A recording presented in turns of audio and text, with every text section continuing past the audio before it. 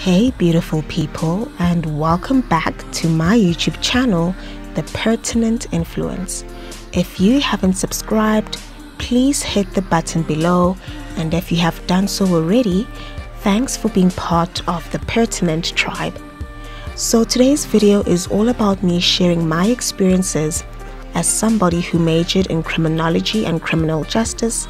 I've been getting a lot of messages from my followers on Facebook, mainly high school students, asking me about how it's like to study criminology and the opportunities that come with being an individual who's knowledgeable about criminal studies. First of all, I want to put a disclaimer out there that my experiences do not have to be yours, and therefore what I'm about to share is based on my personal perspectives and should not by any chance influence your decisions. At the end of the day, do what you think is right for yourself and nobody else. With this being said, I started my university journey in 2015, straight after I graduated from high school in 2014, and I went to a university known as Monash University, South Africa. At the time, the institution formed part of the Monash Australia campus, until recently that the institution rebranded itself to IIE Monash South Africa. I did a Bachelor of Social Sciences majoring in both political sciences and criminology, and to be honest, I quite enjoyed criminology because it wasn't only challenging, but it offered a bit of perspective as well about criminalities that we tend to think happen in American or European contexts. Now, what is criminology? In simple terms, criminology is a study of crime and its social phenomena. From the social perspectives of crime to the behavior of the offender, it all falls under a science called criminology. I learned about serial killers and rapists, organized and disorganized crimes, the criminal justice system in South Africa and the functioning court systems, cultic practices, characterizations of crimes and the offenders who commit them, victimology, women in crime, forensics, and the list goes on and on. One thing I must say though is that this particular study is not for everybody because it can often be triggering. Bear in mind that you're not just learning about the theory of what goes into crime, but you'll also be exposed to the practicalities that make a crime.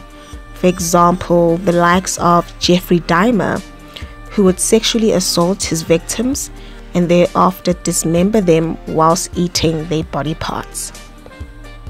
Now, graphic images will be shown if you take criminology as part of your class, and of course they are not always pleasant, so you have to have the stomach for this type of study and of course the interest of wanting to learn more. Secondly, I would like to touch on the requirements that are needed to study criminology, and most importantly the opportunities that this career path presents, particularly in South Africa. To study criminology, there aren't any particular subjects that you need to focus on in high school, unless of course you want to go into a specialized field such as forensic sciences, where your math and science scores would do you a great service if you do well in them. It also depends on the institution you would like to go to. I know that UNISA, UCT are institutions that do offer criminology, and of course my current institution, IIE Monash South Africa. Depending on your preferred institution, each of them will have their own set of requirements in regard to what you need in order to be considered for their criminal justice program. I also want to add that you should try by all means to reach top scores whilst you're still in high school, as university in general is pretty competitive. Now that we're living in a post-pandemic society, universities are receiving an influx of applications, so you want to make sure that you stand out in your marks and extracurricular activities. The field of criminology offers a lot of career paths.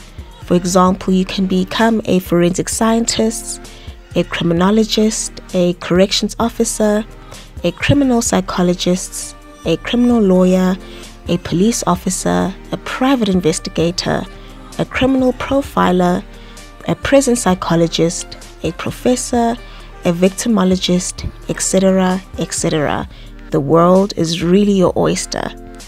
However, there's a bit of a deal breaker in terms of some, if not most, of these careers are barely recognized in South Africa, therefore making your chances of employment a bit scarce. Of course, you may find yourself branching into your own practice and paving the way, as they say, but keep in mind that it might take you a very long time to establish expertise. You will need a lot of resources and support, and you have to be ready for the amount of work you need to put in to make your specialized practice a success.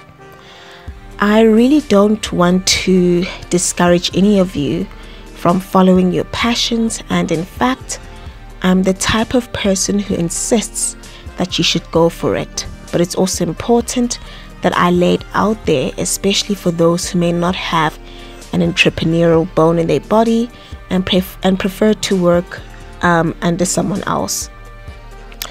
The opportunities in this field are very scarce in this country, hence I've personally made this into, or rather turned this into, my advantage.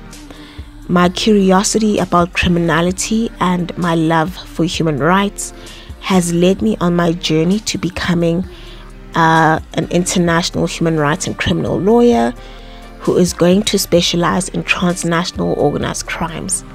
In the meanwhile, I've managed to open up a blog, a podcast, and now a YouTube, sharing my passions in this niche while I aspire to get my law degree.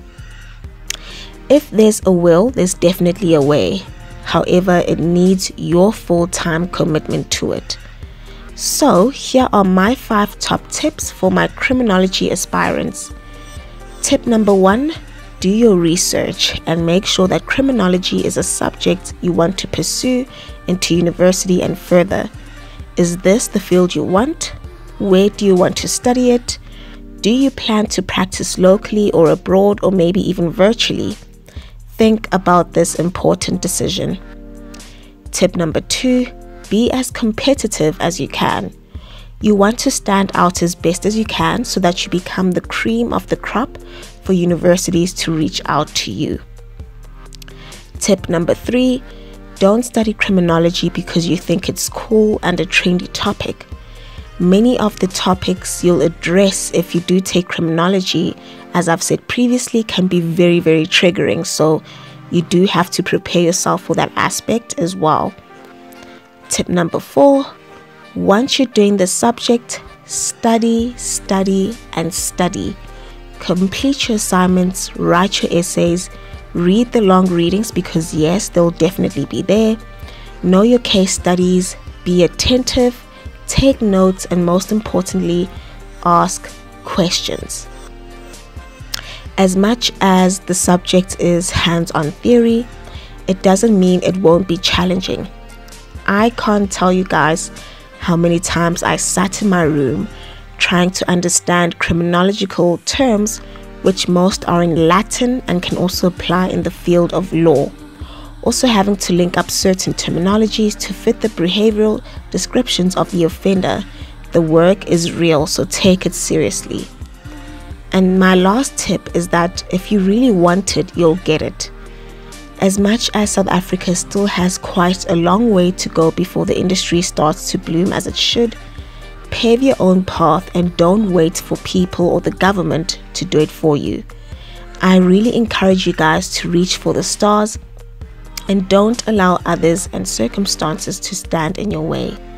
If doors close on you, get your toolbox and build your own door. And thereafter, don't forget to let others in when they've discovered that you built a legacy. With this being said, I hope that you guys have taken my hints and tips about the study of criminology, and I hope that I have fulfilled your curiosity in the meanwhile. Thank you guys for listening. Please do share, subscribe, and comment if you have any questions, or maybe you just want to say hi or share something close to your heart. I'm all open. I love you all, and tune in next time. Ciao.